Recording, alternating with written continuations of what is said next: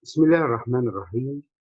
Today I'm going to shed some light on a major field of political science, which is international relations. First off, I'll give you definition of what international relations is all about. Then I'll present you the main characteristics of international relations as a field of study. Let's start with the simplest definition of international relations as a field of study. International relations, or IR as it goes, refers to interactions among the states, right? So we've got two terms in this definition, interactions and states, right? Interactions, as you may see,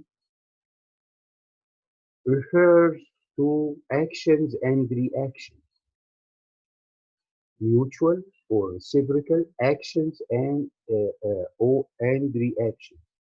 A acts this way, B reacts to A's action, right? So this is what interaction is all about. And interactions also may be of political type, of economic types, of social types, of culture, or and in the environment. So we've got different forms of interactions. So A acts, but A's actions is of political type. So he's doing something, he's acting something political. So B would react to A's action, right? So we've got various forms of interaction. These interactions may be political, economic, social, cultural, or even environmental, or as we have today, we have today that prevailing interaction between states is all about health. So it is all about health interaction between states, trying to handle the coronavirus uh, uh, problem, right? So here the simplest definition of international relation is that IR refers to actions and reaction among the states. Why states? Because, well, states are the main actors at the international level, the main actors in the international arena, right?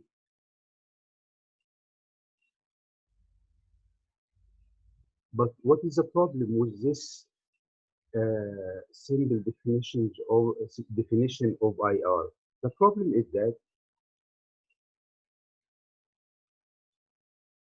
at the international level, in the international arena, states are not the only actors. Yes, they are the main actors, but they are not the only actors. And just to give you an example of what's going on right now, in order to handle this healthcare, global healthcare problem known as COVID-19 or coronavirus. Who are the main actors right now working in order to handle this problem? We've got states, of course. States are doing their best. States, Egypt, the United States, France, Italy, Iran, they are doing their best in order to protect their people from this pandemic, right?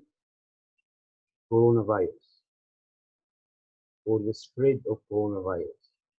and states are cooperating with each other in order to protect the whole world from this global pandemic, right?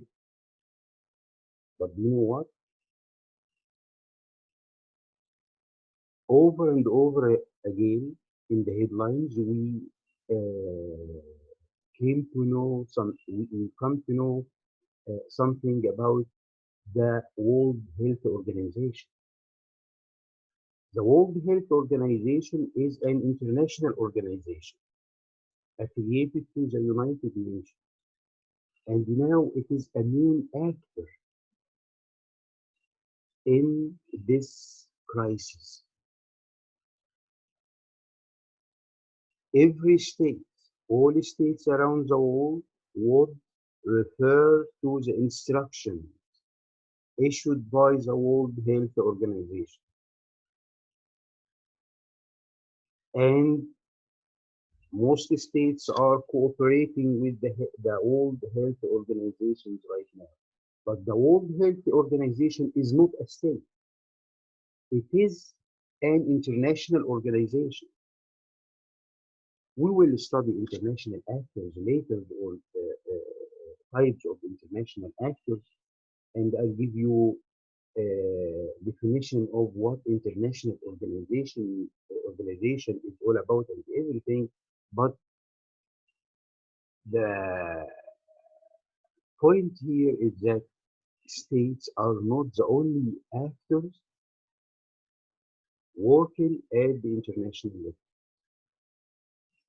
We have many and different actors. I'll give you another example. You have heard about the multinational companies or multinational corporations, global or international companies like Microsoft, General Motors, Toyota, Google, McDonald's, Walmart, even Carrefour, and others. I mean, hundreds of them. Do you know what? Those companies are working in the international area. I mean, by definition, they are multinational companies. So they work in many and different countries. Their activities are cross-border, right? Most important, the influence of multinational corporations on international politics is much more than the influence of, you know what, a couple of states or a dozen of states. Take, for example, Microsoft as a company. Its influence on international politics or on international relations is much more than the influence of Bahrain, Central Africa, Chad, and Niger. The influence that a company like Toyota or Google or McDonald's or Coca-Cola exert in international relations is much effective than the influence of, a dozen of states in sub-Saharan Africa. So the point is that we are going to study uh, international actors. But the point here, at least, is that we states are not the only actors in international relations, right? So this is how come I started with this phrase. I'll give you the simplest definition of international relations. But the accurate definition of international relations is that international relations is all about interactions across national borders, of course, between international actors, between states and non-state actors, and the factors that affect those interactions. I'll explain all terms included in this definition in a minute, but the thing is that the states are not the only actors in international relations. This is a definition or what we mean by interactions. But here we are talking about mutual or reciprocal actions and reactions between international actors across national borders, between Egypt and Saudi Arabia, or between Egypt and the World Health Organization. The World Health Organization is a non-state actor because it is not a state, it is an international organization. It is actions and reactions between the United States and Taliban. Taliban is a non-state actor. We are talking about interactions between, for example, Russia and ISIS in Syria, or the United States and ISIS, Turkey and Kurdish fighters in Syria. Kurdish fighters are non-state actors. So we are talking basically about actions and reactions between international actors across national borders, right? So these actions and reactions are taking place in the international arena, are taking place across national borders because we've got here two fields you have to distinguish between. We've got international politics across interactions across national borders, and we've got domestic politics interactions within national borders. And we will differentiate between international politics and domestic politics in a minute. And as I just mentioned, we've got various forms of interaction. Interactions among states, because states are the main actors in international relations, meaning that they, states still have, I mean, in general, states, we've got 193 states, members of the United Nations right now. States, all in all, they have much more influence than non-state actors. I mean, if taken together, if we compare states as a group of actors and non-states as a group of actors, the influence of states as a group of actors would be much effective or would be more than the influence of non-state actors as a group of actors in international arena. Interactions among states include war, diplomacy, trade, migration, alliances, cultural exchanges, and so forth. So here it is like this interaction may be political, economic, but you know what? It, interactions may be conflictive or cooperative. So states may cooperate with each other, or they may go or engage in conflict with each other. So international relations is a mix of conflict or and cooperation. It's like to say we've got two types of interaction, just two types. These interactions being political interactions, economic interactions, environmental, even health interactions, may be uh, uh, cooperative or conflicting or conflict, right? I'll give you an example of what's going on today with regard to tackling the global health problem caused by the spread of coronavirus. The general trend is that states are cooperating with each other. The other day, the Egyptian health minister visited with Italy. So this is a sign of cooperation. They are exchange expertise relating to handling this pandemic, right? But the other day, we've got, you know what, hot or tense exchange between the United States and China over the same problem, over the spread of coronavirus.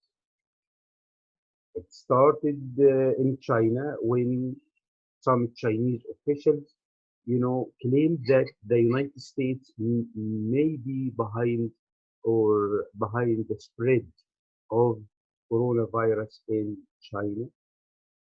So the spread of coronavirus in China was part of biological war waged by the United States against China. The United States just recently, President Trump stated that the world would be better off if China, if China, you know what, declared uh,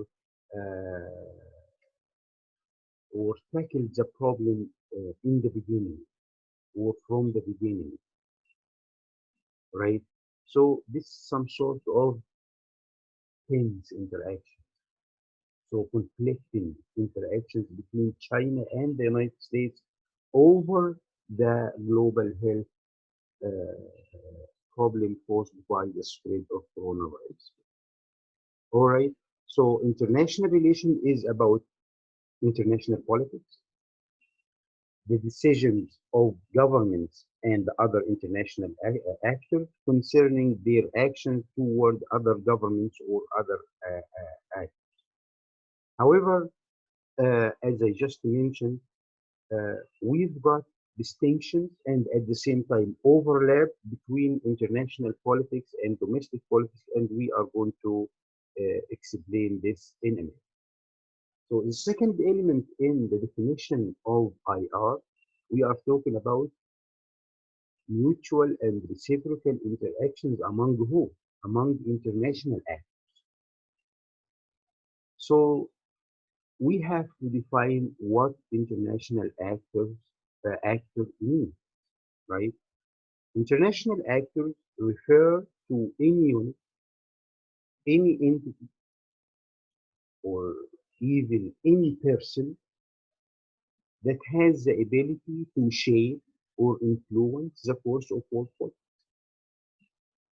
So anybody, being a person, a state, a non-state, an international organization, non-governmental organization, political party, so a multinational corporation. So any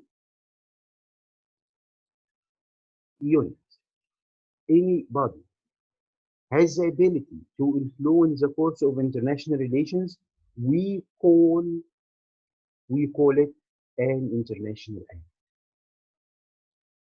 And as a matter of fact, we will study international actors later, as I mentioned. We've got two main types of international actors.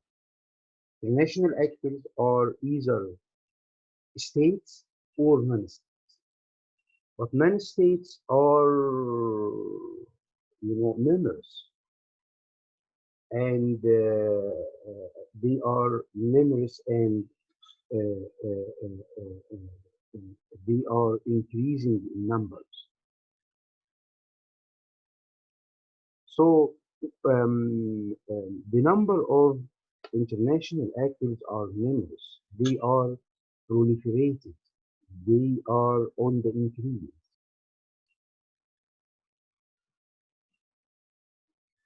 The set of actors involved in international politics expanded and became more varied.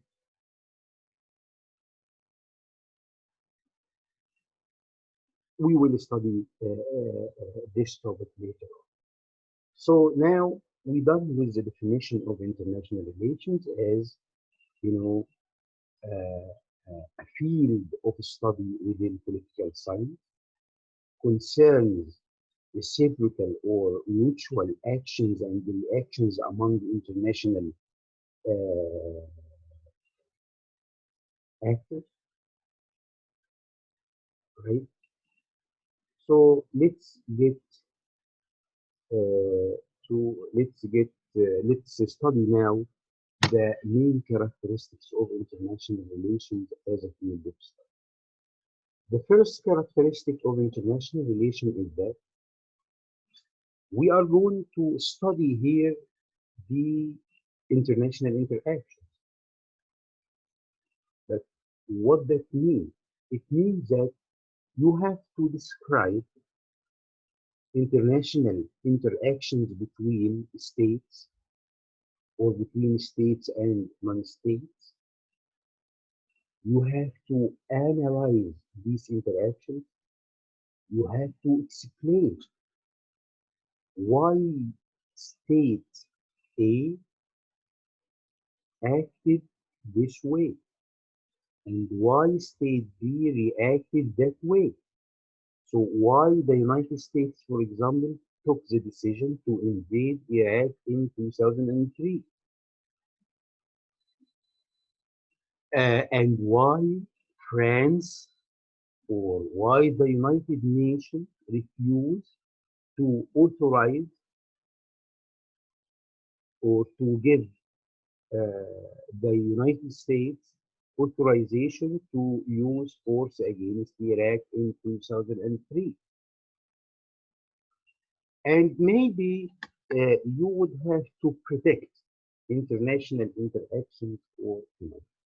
So the study of international relations means describing, analyzing, explaining, and maybe predicting international interaction or what we call international phenomena.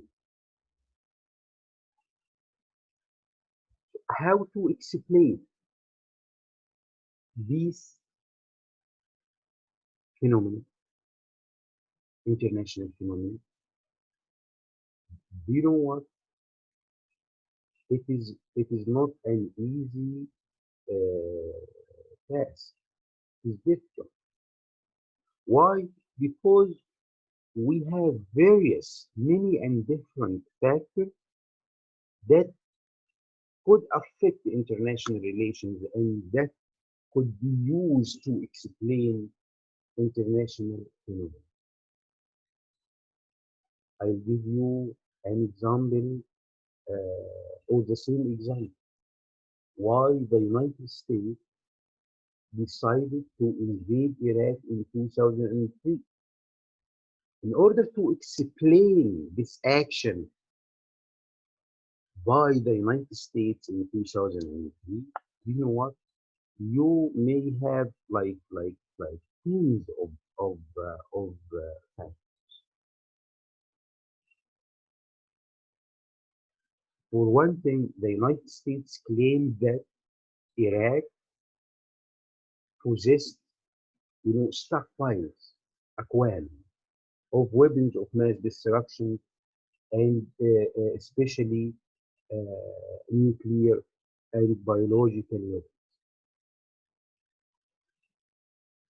The United States claimed that Iraq sponsored international terrorism, and there was a link between Saddam Hussein and Al Qaeda. So, a link between Saddam Hussein and international terrorists. Oil. The United States wanted to control the Iraqi oil. right?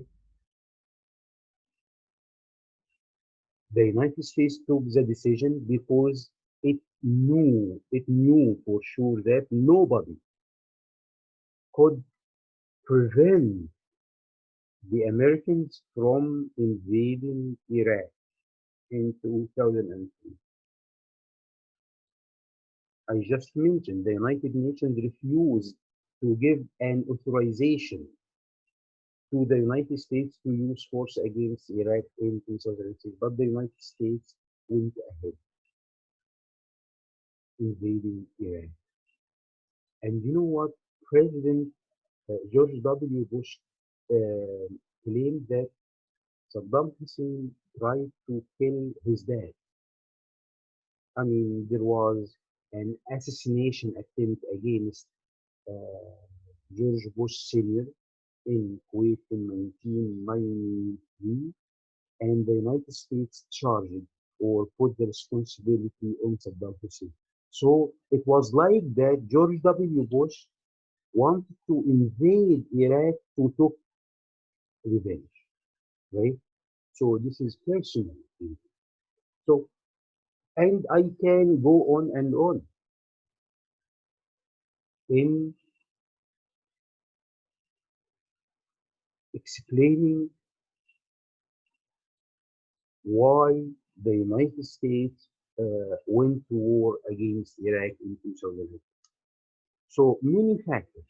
You will study this later in international relations theory, but it's suffice to know that these factors related to geography, the size of population, economic resources, military force, form of government, whether the government is democratic or authoritarian, personal characteristics of political leaders, public opinion, and so on. I mean, just it's supposed to know for right now that in order to explain a single international phenomenon or a single international event, um, uh, uh, you will be faced with many and different factors, and these factors may be related to these figures, geography, population, economic resources. So it's like to say IR is multi-causality or multi-factor phenomenon. Why?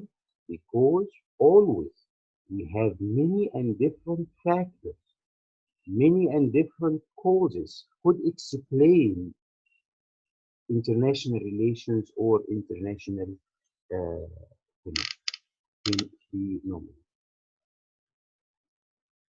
Uh, Another main characteristics of international relations as a field of study. International relation is a multidisciplinary or interdisciplinary in scope. It means that, yes, international relations is a field or a major field in political science, but you know what? It interdisciplinary in the meaning that IR benefited not only from political science, but it benefited from economics, history, culture, sociology, psychology, and others.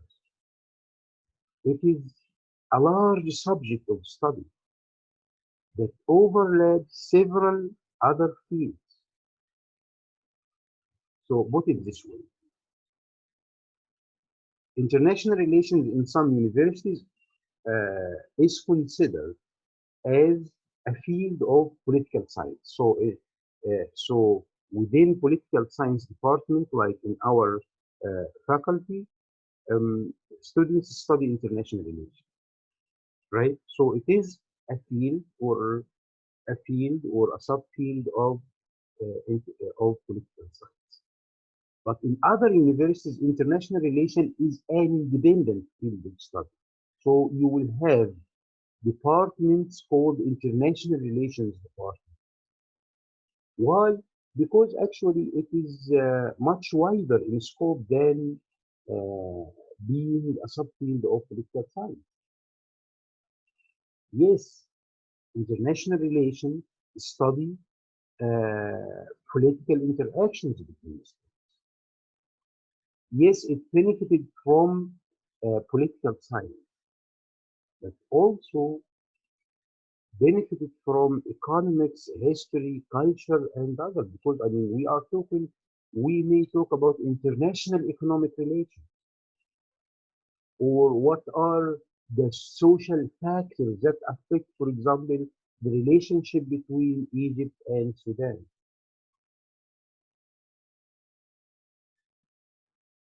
Why migration now is a top issue in the European Union foreign policy. Migration is a social issue, right? So international relations is an interdiscipline here, meaning that it it is a larger subject that overlap several other fields, as I just said. So these were the main characteristics of international relations as a field of study. If you ask me, I would support having separate departments of international relations, right? Separate departments of international relations. So it is like we should have two departments in this faculty. One department of political science, the other one is department of international relations. They would cooperate with each other and everything, but you know what? International relations is much wider in scope to be just a subfield of political science. Now, I refer to this point, the relationship between international relations or international politics and domestic politics, and I refer to they they are distinct, right?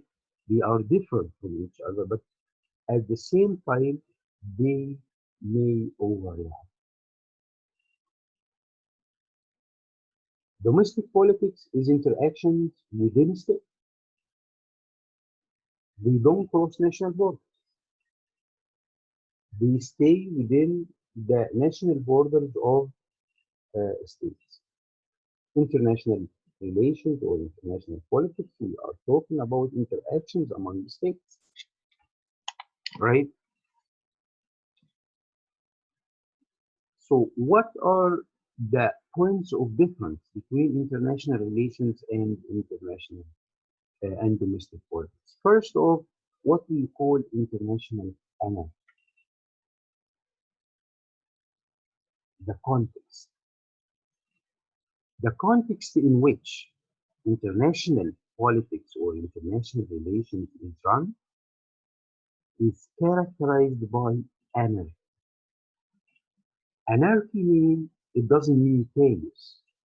It means that in the world, in the international system, there is no central government to enforce law or to force states to obey international laws or to obey international rules. We don't have a world central government. There is nobody to enforce laws on states. This is what international anarchy means. No authority above the state.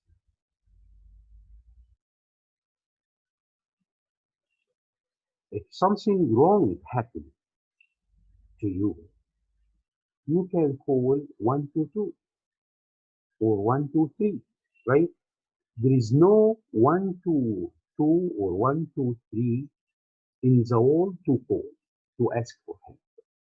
There is no international police. There is no world government, right? So states must rely on self-help. If attacked by other states, states must depend on its capabilities to defend itself against that. So this is what international anarchy is all about. But domestic politics is uh, taking place in a context where we have what? A central government. We have a central government in domestic politics. We've got central government to force individuals to obey national laws and procedures, right? But this is not the case in international relations. Another distinction between international relations and domestic politics is sovereignty, right? Um, Domestic politics is characterized by sovereignty. International relations or international politics actually is run in a context that don't pay attention to sovereignty. Sovereignty means here within a state, only the state, only the government is the supreme or has the supreme authority over its people and over its territory. So within in domestic politics, we've got a supreme authority that controls both territory and people, right? And this means that other states must refrain from interfering in uh, the domestic affairs of the state. So sovereignty refers also to non-interventions by other states, right? In international relations, we don't have this. International relations or international politics is run in a non-sovereign context. We don't have a supreme authority in the international relation that could control the states and the world, right? So this is the point. Domestic politics. In domestic politics, we have a supreme authority that controls either both territory and people, and this means also that other states must refrain from intervention, from interfering in the domestic affairs of other states. In international relations, international politics is run in a non-sovereign context because we don't have that supreme authority that controls states and the world. We don't have that. So states uh, may uh, get into conflict with each other, right? So it's similar to sovereignty. Another distinction between international relations and domestic politics is that politicians who are successful at domestic politics sometimes struggle in international politics, and the reverse is true as well. So here you have two examples of two American presidents. The first one was good at domestic politics, Lyndon Johnson in the 1960s, but he was bad at international politics. And Nixon, he was good at international politics, but bad at domestic politics. But why? Let's stick to our Egyptian example. Mubarak, for example, was good at international politics, but he was bad at domestic uh, politics, right? The same applies to Nasser. He was very good, excellent at international politics, but he was bad at domestic politics, right? But you know what? Even though international relations and domestic politics are different, and the points of difference, the three main points of difference are anarchy, sovereignty, and uh, and you know what, politicians or the skills of politicians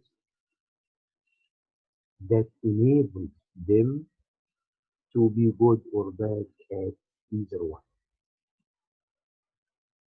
At the end of the day, they are linked. International politics and international and domestic politics are linked. This is what we call in international relations internal external link. Meaning, domestic politics and international politics are linked. They are related. They may overlap. So the line between domestic and international politics is often blurred.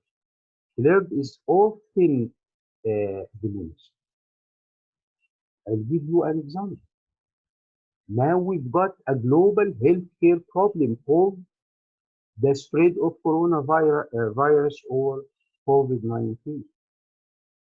Now it is a global, it is an international crisis.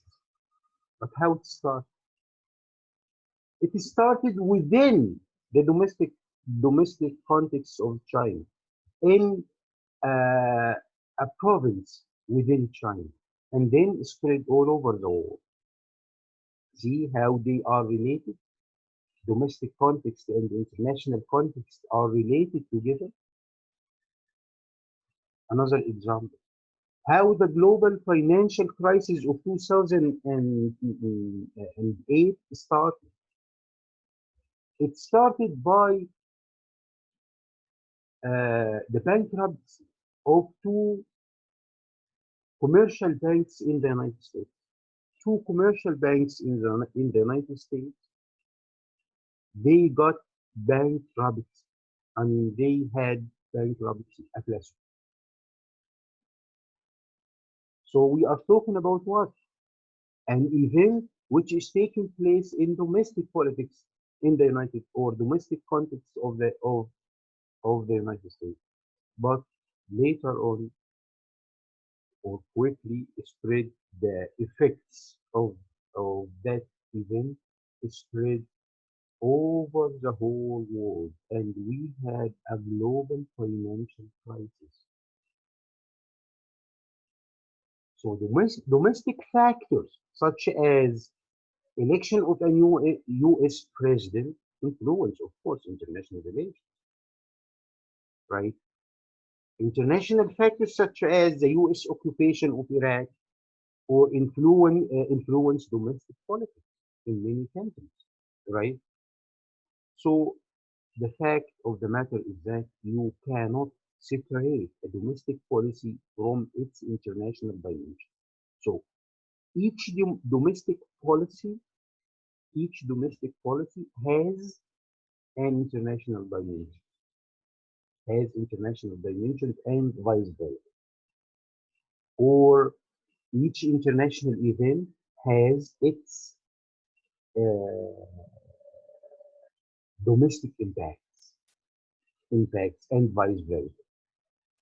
So I'll give you another example. We have got now what as an international event, the global warming. This is an international phenomenon, right? But it has, of course, impacts on states. This is how come states get together in order to handle this global uh, problem, global war. And I gave you uh, many many examples of domestic events that had international dimension. So the fact of the matter is that you cannot separate a domestic policy or a domestic event or a domestic phenomenon from its international dimensions and vice versa, right? This also is called linkage politics.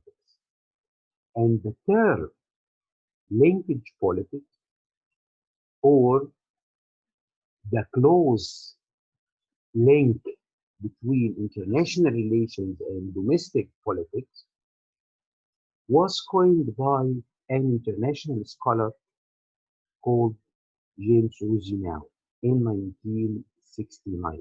He's a famous American international relations scholar.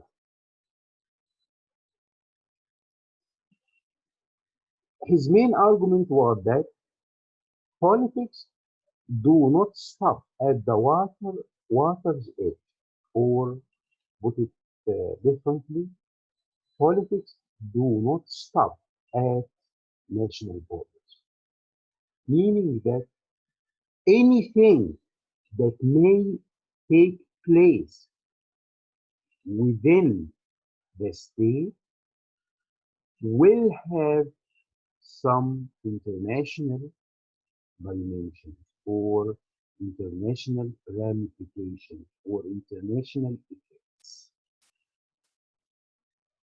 Water's edge here refers to international borders because, I mean, in Europe, for example, national borders are marked, I mean, mostly are marked by rivers. So the water edge is different, is separating, for example, Italy from